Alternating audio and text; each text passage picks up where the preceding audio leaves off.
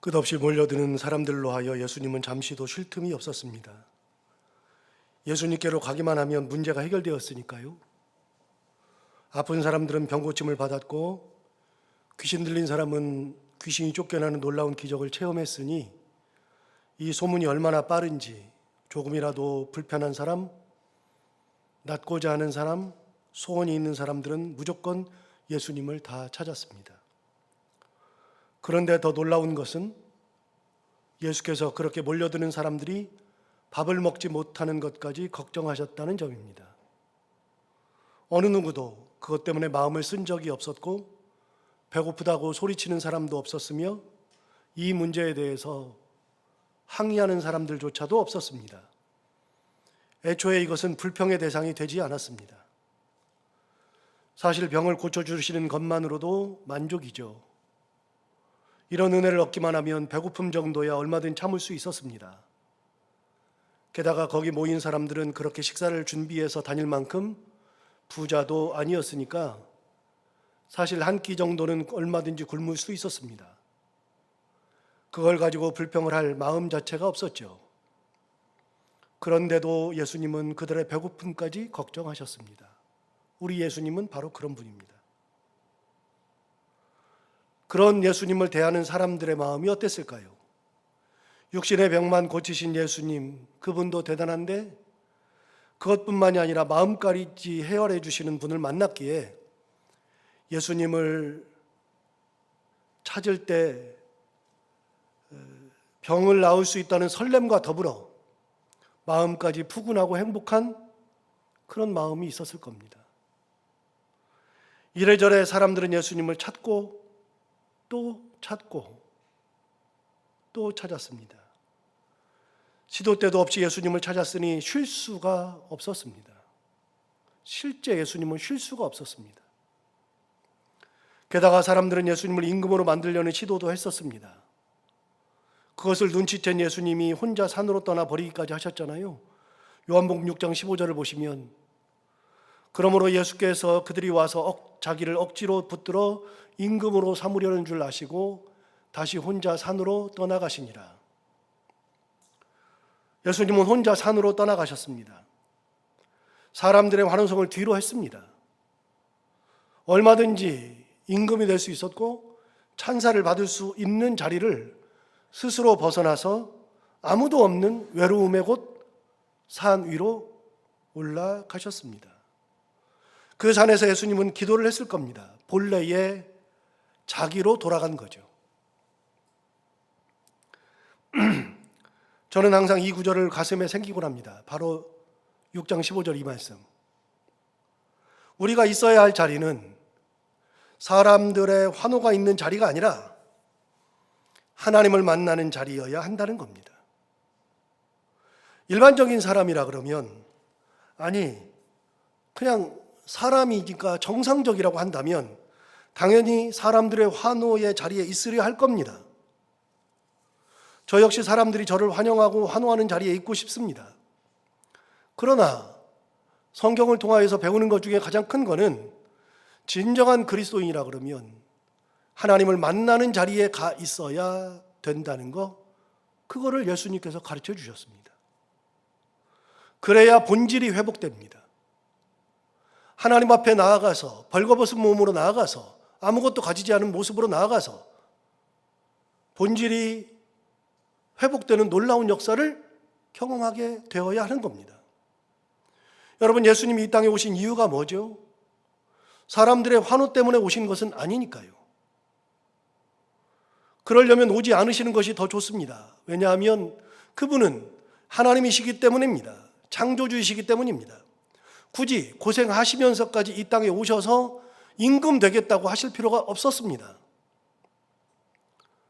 굳이 고생할 이유가 없었고 하늘에서 창조주 하나님으로서 더 큰 환호를 받을 수 있었거든요.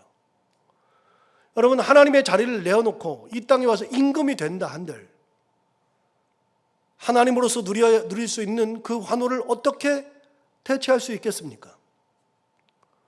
그런데 이 땅에 진짜 내려오신 이유는 낮고 천한 우리, 죄에서 벗어날 수 없는 우리, 하나님 앞으로 갈 수 없는 우리를 구원하기 위해서 오신 거니까요. 이것이 본질입니다. 환호야 얼마든지 받을 수 있지만 이 본질을 잊어서는 안 되는 겁니다. 저는 설교를 준비하면서 이 본문은 항상 제가 머릿속에 넣고 있는 본문이거든요. 혼자 산으로 떠나가시더라. 삶의 본질이 뭘까? 저는 이제 목사니까요. 목사의 본질이 뭘까? 많은 생각을 하면서 항상 이 말씀을 가슴에 품고 삽니다. 혼자 산으로 가는 것이 본질 아닌가? 그래서 이 설교를 준비하면서 1998년 4월 28일, 지금으로부터 약 한 달만 지나면은 4월 28일이 되니까요. 대충 따져보면 지금으로부터 약 25년 전 목사 안수를 받았던 날을 다시 새겨봤습니다. 그날 저는 처음으로 끝까지 거의 울었습니다. 함께 안수를 받았던 분이 7분인가 8분인가 그랬는데 그분들은 처음부터 끝까지 웃고 계시는데 저는 왜 그렇게 눈물이 났는지 모릅니다. 왜냐하면 목사 안수를 받기 위해서 예배를 드리려고 딱 앉는 순간부터 제 인생이 쭉 지나가는데 제가 이 자리에 앉아 있을 사람이 아니더라고요. 하나부터 열까지 하나님의 은혜로 되는 겁니다. 개인적으로는 저는 공부를 꽤 잘했었습니다. 그러니까 만약에 목사가 되는 것이 공부를 잘하는 것이라 그러면, 그게 조건이라면 저는 목사가 되기에 충분하다고 생각합니다. 그러나 목사는 공부로 되는 것이 아니잖아요. 아무런 상관없잖아요. 진짜 하나님의 은혜로 되는 겁니다. 태어난 때부터 그때까지 가정 형편이나 가문의 상태, 자라온 환경이나 사회적 위치 등 어느 하나 내세울 것이 없던 저였습니다. 저 같은 사람이 어떻게 사람들 앞에서 목사로 말씀을 전하고 축복 기도를 하고 중보 기도를 하는 그런 위대한 사역을 할 수 있을까? 하나부터 열까지 하나님의 은혜였습니다. 너무나도 감사한 거예요. 나를 불러서 세운 하나님이 너무나도 감사한 거예요. 그래서 하염없이 울었습니다. 그런데 여러분, 놀라운 거는 그렇게 울었던 거 오래 안 가더라고요. 이 교회에 부임하고 유임 목사가 되고 시간이 지났는데 저는 특별히 부임하고 첫째 주일을 잊을 수가 없습니다. 첫 번째 설교하러 오던 주일. 집에서 나오면서부터의 마음가짐, 그리고 그 다음날 새벽 기도를 처음으로 인도하던 날, 그때 마음이 지금도 생생합니다. 그런데 여러분, 그것도 오래 못 가더라고요. 사람은 상황에 적응하게 되고 점점 자기가 그런 존재라고 착각하게 되나 봅니다. 언제부터 목사가 됐다고 제가 대단한 존재인 양 착각하게 되는 겁니다. 사람의 환호 속에 있으면 나도 모르게 내 자신을 착각하게 됩니다. 우리는 흔히 개구리 올챙이 시절 기억 못한다고 하는 말을 하곤 하잖아요. 자기가 처음부터 개구리였는 줄 알아요. 올챙이 시절을 거쳐서 개구리 되었다는 것을 까마득해 있거든요. 자기가 처음부터 나비였는 줄 알아요. 애벌레 시절이 있었다는 것을 까마득히 잊어버리거든요.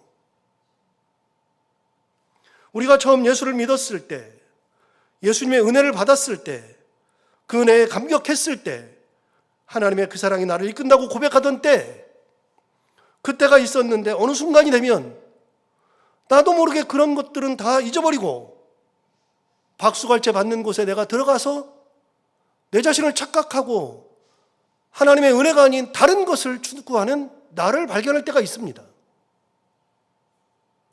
여러분, 교회는 어떻습니까? 교회도 어느 순간이 되면 그 본질을 잃어버릴 때가 있습니다. 처음에 그 순수한 본질을 잃어버릴 때가 있어요. 개척할 때, 처음에 성전조차 없었을 때, 사람들이 모여가지고서 더워가지고 땀을 삘삘 흘리면서 예배드렸어. 그때 내가 이곳에 나와서 하나님의 은혜를 체험했을 때, 그때의 본질, 하나님께 감사하고 하나님의 말씀대로 살려고 하고 했던 그 본질을 잃어버릴 때가 있습니다. 저만 그런가요? 설교를 준비하면서 또 한 번 굉장히 반성했습니다. 그걸 항상 마음에 품고 살았는데 설교를 준비하면서 다시 한 번 반성했습니다. 회개했습니다.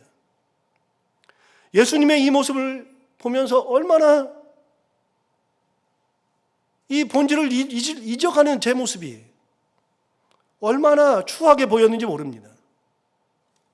여러분, 그렇게 본질로 돌아가기 위해서는 박수갈채 아래에 있는 게 아니라 혼자 산으로 들어가서 하나님 앞에서 하나님과 대면해야 합니다.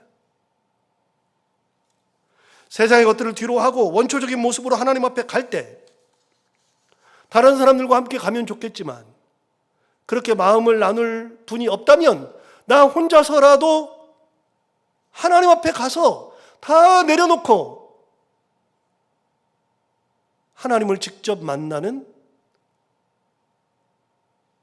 하나님 앞에 나아가서 내 자신을 다 내려놓는 그런 영적 상태가 되어야 우리의 본질이 회복되는 겁니다. 여러분, 기도가 뭐라 그랬죠? 새벽 기도회 때는 가끔 말씀을 드렸는데, 우리는 기도라고 하면 내가 원하는 것을 아뢰고 아뢰는 대로 받는 거라고 생각해요.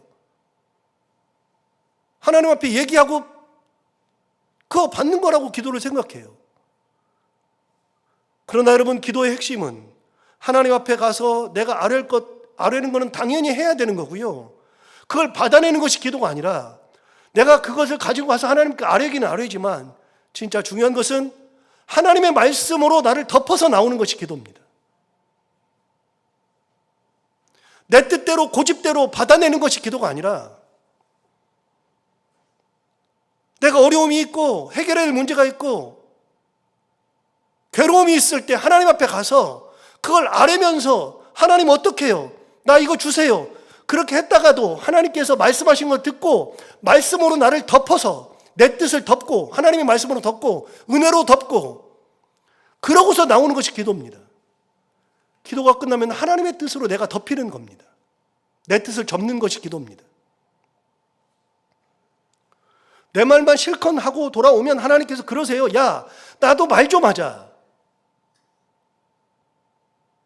네가 기도하는 것이 뭔 줄 알기는 아니?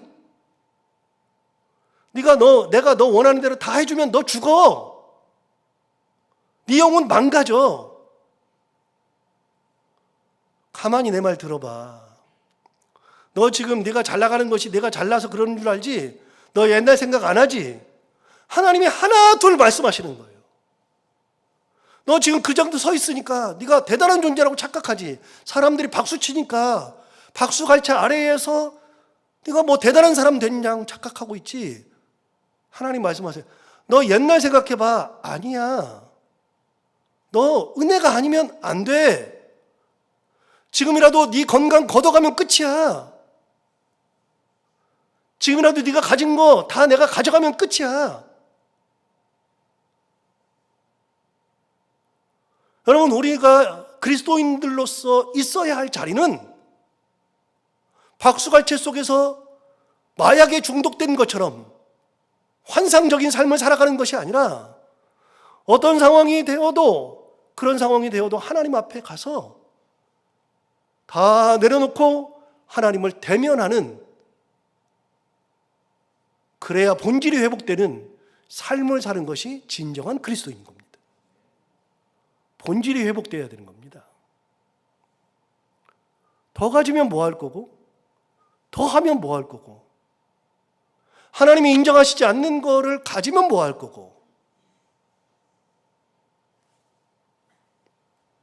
예수님의 이 모습은 진짜 도전이 됩니다. 이러니 예수님께서 끝까지 순수하고 변질되지 아니하고 하나님의 뜻을 이룬 분이 되는 겁니다. 내 뜻대로 하면 사람들의 갈채 속에서 왕되고 말죠. 하나님 앞에 가서 내려놓으니까, 하나님과 대면하니까 순수성이 무너지지 않고 본질이 회복되고, 그러니까 끝까지 이 땅에 내려온 본질을 찾아서 가는 거예요. 그게 우리는 예수님이 하나님의 아들이니까, 그러니까 신성도 지키고 뭐 능력도 있고 뭐 그러니까 십자가도 지시고 그런 거라고 생각하잖아요. 하지만 예수님은 이 땅에 오셨을 때 중요한 거, 인간의 몸을 입고 오셨습니다. 인간으로 사셨습니다. 그러니 우리와 똑같습니다. 그러므로 예수님도 하나님의 의를 힘입어야만 했었고 하나님의 권능을 받아야만 했습니다. 가만 보세요. 예수님이 제자들을 선택하실 때 어떻게 하셨습니까? 성경에 보면 예수님께서 제자들의 이름을 부를 때가 있었습니다. 12제자를 이렇게 선정해서 발표하던 때가 있었습니다. 그 본문을 보시면 사람들이 많이 쫓아다니는데, 정말 많은 사람들이 쫓아다니는데, 그 중에서 예수님 보니까 눈에 딱 띄어요. 12명이 딱 띄어요. 그러니까 12명 나와. 너희들 나와. 너희들이 지금부터 내 제자야? 예수님은 신적 권능도 있으니까 그래도 됐을 겁니다. 그런 능력이 있으니까 그래도 됐을 겁니다. 그런데 예수님이 어떻게 하셨는지 아십니까? 본문에 하면 예수님은 그렇게 하지 않았습니다. 제자들을 선택하시던 날이 밝기 전에 그 전날 밤새 기도했습니다. 하나님 앞에 나아가서 하나님께 묻고 하나님의 은혜를 받고 말씀을 받아 하나님의 섭리하심을 받아서 12제자의 이름을 불렀습니다. 우리 주님 하는 것마다 하나님 앞에 나갔습니다. 거슬러 올라가 볼까요? 예수님께서 사역을 시작하실 때 40일을 금식하면서 기도하셨습니다. 온갖 시험을 다 이기신 후부터 비로소 사역을 시작하셨습니다. 그렇게 사역이 시작되었을 때 예수님께서 가장 먼저 하신 것은 요단강에서 요한에게 세례를 받는 거였습니다. 그렇게 요한에게 가서 세례를 받으려고 했을 때 요한이 예수님에게 말합니다. 예수님, 제가 당신에게 세례를 받아야 할 텐데 당신이 어떻게 나에게 나오십니까? 요한은 알았습니다. 그때 예수님 말씀하셨습니다. 그렇게 하자. 이렇게 하자. 이렇게 하는 것이, 우리가 이렇게 하는 것이 모든 의를 이루는 거고 그것이 합당하다. 하나님이신 예수 그리스도께서 요한에게 세례를 베푸는 것이 당연하지 않겠습니까? 그러나 사역을 시작하시기 전부터 이미 예수님은 하나님 앞에 40일을 금식하며 기도하면서 사역을 준비하셨고 그 기도를 통하여서 사역을 시작하셨을 때 가장 낮아짐부터 하셨습니다. 가능합니까? 그거는 하나님 앞에 나아가서 하나님 앞에서 본질이 회복될 때만 가능한 겁니다. 세상에 누가 낮아지려고 하겠습니까? 그러나 하나님 앞에 나아가면 낮아지는 겁니다. 돌이 있습니까? 예수님이 발을 씻겼는데 내가 어떻게 발을 씻김을 받습니까? 본질을 씻기는 건데 어떻게 씻김을 받습니까? 본질은 섬기는 건데 어떻게 섬김을 받습니까? 본질은 희생하는 건데 어떻게 남 보고 희생하라 그럽니까? 그게 가능한 것은 하나님 앞에 나아갈 때만 가능합니다. 인간은 그게 안 되는 겁니다. 예수님은 본질을 벗어나 본 적이 한 번도 없었습니다. 여러분, 우리의 눈을 막는 것이 있다면 그걸 막고서 거기서 막은 다음에 그 안에서 뭘 막 보여주면 거기에 현혹될 이유가 별로 없습니다. 세상의 것에 현혹될 것이 아니라 하나님 앞에 나아가면 하나님께서 나를 막고 있던 것을 눈꺼풀을 싹 다 떼어내요. 다 떼어내고 본질을 찾게 하시는 거예요. 하나님 앞에서. 그렇게 예수님은 사람들의 환호, 임금이 되게 만들려는 사람들의 그 시도를 한 번에 다 무너뜨렸습니다. 어떻게 해요? 하나님 앞에 찾아감으로써. 이게 예수님입니다. 사순절을 보내면서 예수님을 계속 묵상하는데 사실은 설교를 이걸 하려고 한 게 아닌데 설교 준비를 막 하다가 이 본문에서 계속 멈춰서 나가지를 못하는 거예요. 나가지를 제가. 아, 주님은 이 땅에 오셔서 그렇게 사셨구나. 예수님을 묵상하면서 여러 방면에서 회개가 나옵니다. 자, 그 다음날 되니까 난리가 났습니다. 예수님이 사라졌거든요. 산으로 갔다가 반대편 갈릴리가 있는데 기적을 행했던 데가 여기인데 그 산에 올라갔다가 배를 타고 야밤에 반대편으로 넘어갔거든요. 사람들이 그 다음날이 되어서 예수님이 거기 가면 예수님이 계실 줄 알았는데 가보니까 예수님 안 계시는 거예요. 난리가 났습니다. 예수님 어디 계시냐? 그러고서 찾으러 동분서주합니다. 그게 6장 24절 25절에 나오는데요.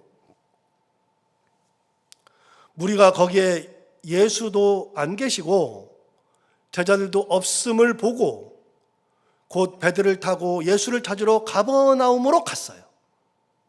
거기 가니까 예수도 없고 제자들도 없어요. 그러니까 배 타고서 막 찾으러 다닌 겁니다. 가버나움으로 가서 25절 바다 건너편에서 만나 랍비여 언제 여기 오셨나이까? 그거 왜 이렇게 떠냐? 저거 바꾸든지 해야 되겠다. 바다 건너편에서 만나 랍비여 언제 오셨나이까? 이렇게 말한 겁니다. 여러분, 많은 사람들이 예수님한테 와서 병을 고치고 싶은 거예요. 간절함을 알 수 있죠. 그 사람 진짜 간절했을 겁니다. 병 고치고 싶어서. 갔는데 만날 수가 없으니까요. 그러니까 뭐 갈릴리를 엄청 뒤졌습니다. 그래서 찾았어요. 가버나움에서 찾았습니다. 랍비여 언제 여기 오셨습니까? 말도 없이 여기 왜 왔습니까? 이런 식입니다. 그들의 간절함을 볼 수는 있는 대목이긴 한데 한편으로 생각하면 너무 뻔뻔합니다. 빌려준 돈 찾으러 왔어요? 예수님 무슨 뭐 죄인이에요? 예수님한테 가면은 뭐 당연히 내 거 찾으러 와요? 예수님이 그들 뜻대로 한 곳에만 있어야 됩니까? 그런 거 아닌데, 그런데 왜 여기 왔습니까? 언제 왔습니까? 왜 말도 없이 왔습니까? 그 얘기입니다. 그들의 간절함은 알겠는데 막 찾으러 다니까요. 그런 그들을 보시고 예수님 말씀하십니다. 26절에 예수께서 대답하여 이르시되 내가 진실로 진실로 너희에게 이르노니 너희가 나를 찾는 것은 표적을 본 까닭이 아니요 떡을 먹고 배부른 까닭이로다. 예수님이 보시기에 그들은 이미 많은 표적을 보기도 했고 그러기에 더 찾기도 했지만 바로 어제 5,000명이나 되는 사람들이 배불리 먹게 되었죠. 그러니까 이들은 예수님 앞에서 육적인 필요만 다 채우려고 하는 겁니다. 아픈 사람은 나으려 하고 귀신 들린 사람은 귀신을 쫓아내고 싶어 하고 어려움이 있는 사람은 어려움을 해결하고 싶어 하고 오니까 밥도 해결되고 하나부터 열까지 전부 다 예수님께 가면 육신의 필요가 다 채워지니까요. 예수님 말씀하시는 겁니다. 너희들이 나를 찾는 것은 표적을 받기 때문이기도 하지만 표적 때문만이 아니라 너희들은 먹고 배부르니까 나를 또 찾는구나.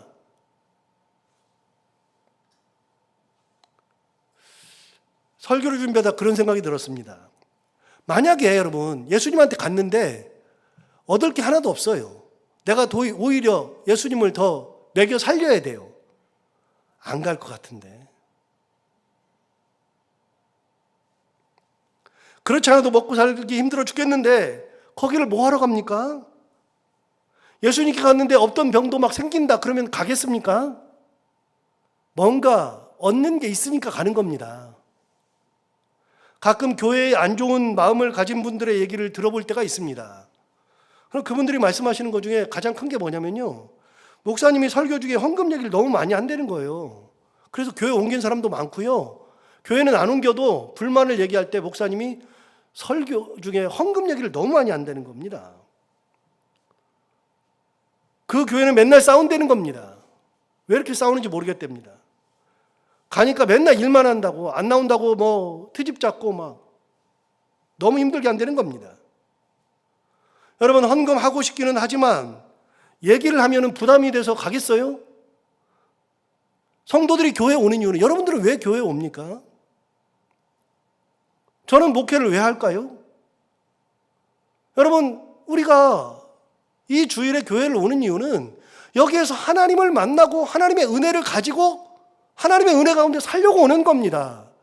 마음에 어려움이 있는 사람은 그 마음에 예수님 주시는 하나님 주시는 은혜를 받아서 마음을 평강으로 그렇게 살고 싶어서 오는 겁니다. 교회 와가지고서 분만 가지고 간다고 생각하면 오겠습니까?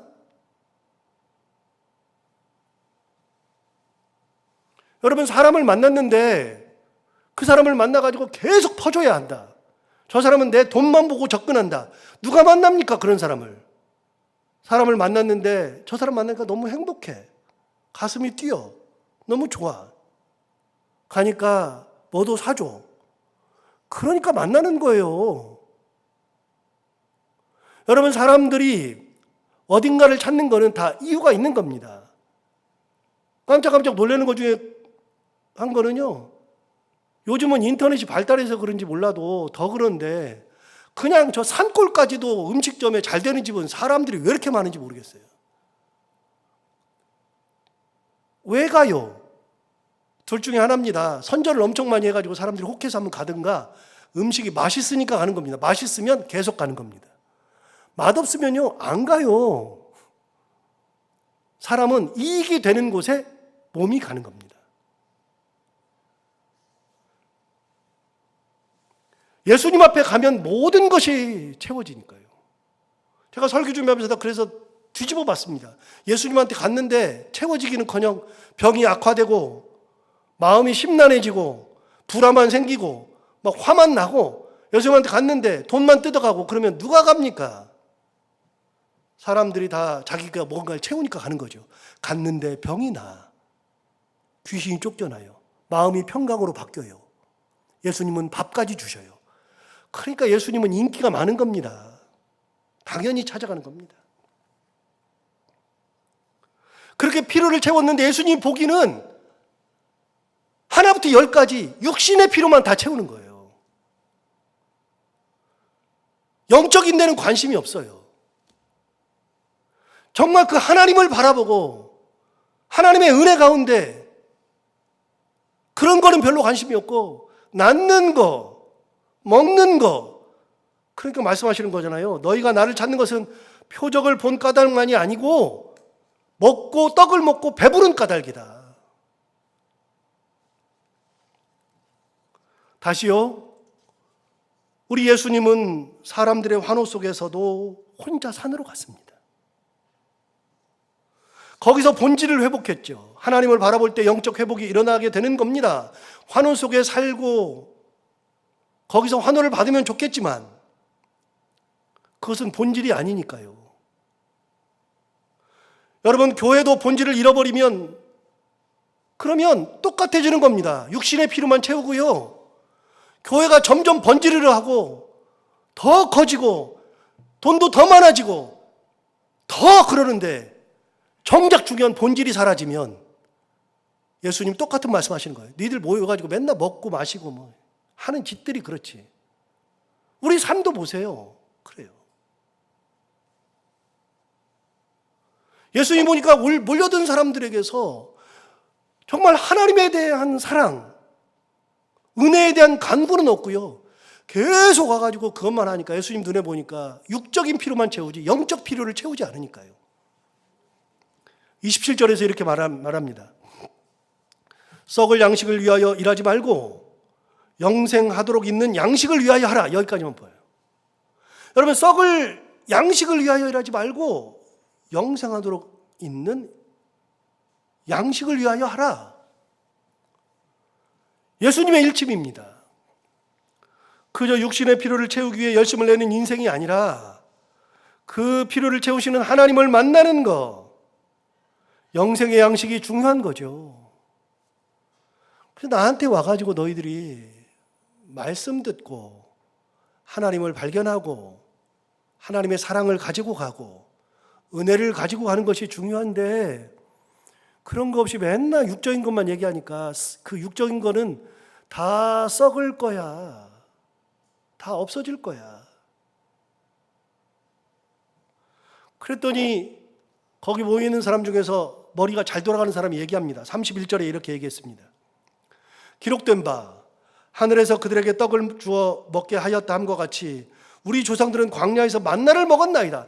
썩어질 양식을 위해서 일하지 말라 그랬더니 예수님, 우리 조상들은요 만나도 먹었어요. 그랬어요. 여러분, 만나가 뭔데요? 여러분, 만나는 하나님이 주신 거잖아요. 하나님이 주신 거니까 우리 조상들이 먹은 거는요, 썩어질 걸 먹는 게 아니라 하나님께서 주신 것을 진짜 공급받아서 먹었어요. 우리가 그런 사람들이에요 라고 얘기한 거죠. 32절 33절 예수님 계속해서 말씀하십니다. 예수께서 이르시되 내가 진실로 진실로 너희에게 이르노니 모세가 너희에게 하늘로부터 떡을 준 것이 아니라 내 아버지께서 너희에게 하늘로부터 참떡을 주신다. 그 너희 조상들이 먹은 것은 모세가 준 게 아니야. 그것도 하나님이 주시는 거야. 여러분, 하나님으로부터 받는 것이 궁극적인 거예요. 그거 내 아버지께서 하늘로부터 참떡을 주신 거지. 33절 하나님의 떡은 하늘에서 내려 세상에 생명을 주는 것이니라. 생명 주는 거다. 예. 여러분, 만나는 참 귀한 겁니다. 인류 역사상 정확하게 딱 40년만 이 땅에 내린 하늘의 양식이었습니다. 실제 시편 78편에서는요, 이 만나에 대한 해석을 해줬는데요. 그거 제가 시편 78편 요 23절부터 25절을 항상 이렇게 기억하고 있거든요. 만나 얘기하면 꼭 시편 78편 23절, 25절 여기까지. 이 만나에 대한 시편 기자의 해석. 자, 23절에 보면 이렇게 말합니다. 그러나 그가 위의 궁창을 명령하시며 하늘문을 여시고, 예, 하나님께서 하늘문을 열었답니다. 하늘의 문을 열었답니다. 24절 그들에게 만나를 비같이 내려 먹이시며 하늘 양식을 그들에게 주셨나니, 하나님께서 하늘 문을 여신 다음에 만나를 비와 같이 내려주셨답니다. 비같이. 그리고 그들에게 먹인 게 뭐냐? 하늘 양식을 먹여주셨대요. 여기까지 오다가 이 얘기를 보고 나서 비와 같이 내렸다, 이 말씀에서 잠시 섰습니다. 오늘 아침에 비가 왔는데 이렇게 잠시 섰습니다. 여러분, 비라고 하는 게 뭘까요? 비는요, 인간이 내리게 할 수 없는 겁니다. 물론 현대의 과학은 비도 만듭니다. 인공 강우할 수 있습니다. 인공으로 비를 만들어서 뿌릴 수 있습니다. 우리는 이런 과학 시대에 살고 있습니다. 우리는 인공으로 눈도 만듭니다. 그런데 여러분, 인공으로 비를 만들어서 뿌릴 수 있어요. 그런데 그런 과학 시대인데, 그렇게 해서 인공으로 비를 만들면 돈이 어마무지하게 듭니다.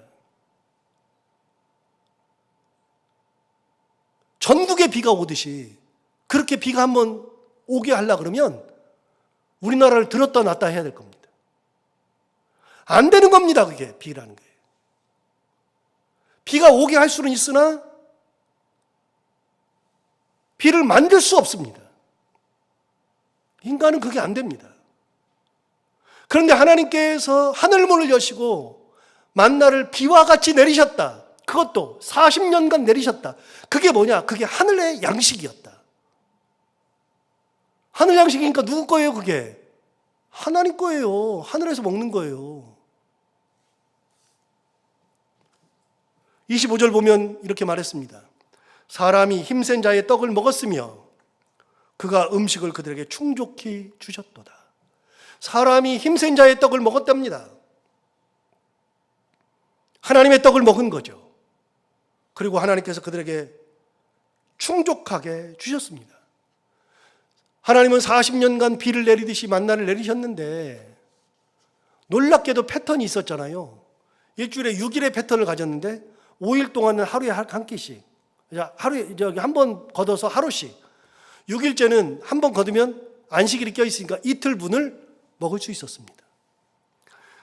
일주일을 7일 중에 6일을 그런 패턴으로 해서 그거를 무려 한 번도 변하지 않고 40년을 했습니다. 가능합니까? 불가능하죠. 그런데 여러분, 그것을 이스라엘 백성들이 자랑해요. 우리 조상들은 그걸 먹었습니다. 야, 그거 하나님이 주신 거야. 하늘의 양식이야.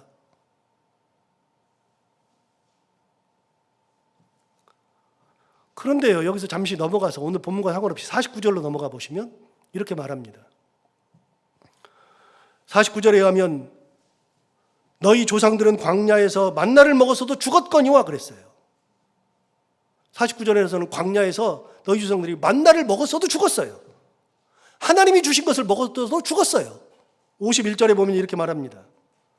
나는 하늘에서 내려온 살아있는 떡이니 사람이 이 떡을 먹으면 영생하리라. 내가 줄 떡은 곧 세상의 생명을 위한 내 살이니라.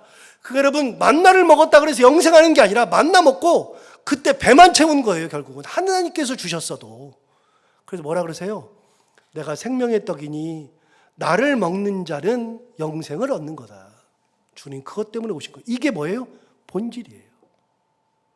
뭐에 자꾸만 홀려서 자꾸만 분주해요. 우리가 분주한 게 너무 많아요. 우리가 가지려고 하는 것도 너무나도 많아요.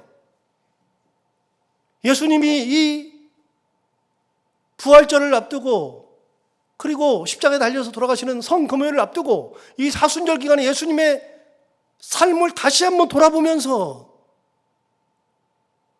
주님은 본질에서 흐트러진 적이 없었구나. 뭔가를 하나를 해도 병을 고쳤어도 그 병을 고치고 육신의 피로를 채우는 것뿐만이 아니라 그걸 통해서 하나님의 은혜를 발견하고 하나님 앞에 가장 것을 돌려드리는 신앙으로 발전해야지 행위만 있으면 안 되는 겁니다. 그리고 우리는 어느 순간이든지 하나님 앞으로 가서 세상 사람들과 상관없어요. 옆에 사람과 아무 상관이 없어요. 나 혼자 하나님 앞에 진짜 벌거벗은 모습으로 내려놓고 하나님 앞에 가서 하나님의 음성을 들어야만 되는 겁니다. 주님이 그 길을 가셨습니다. 그래야 삶의 본질이 회복되고 가정의 본질이 회복되고 교회의 본질이 회복되는 거죠.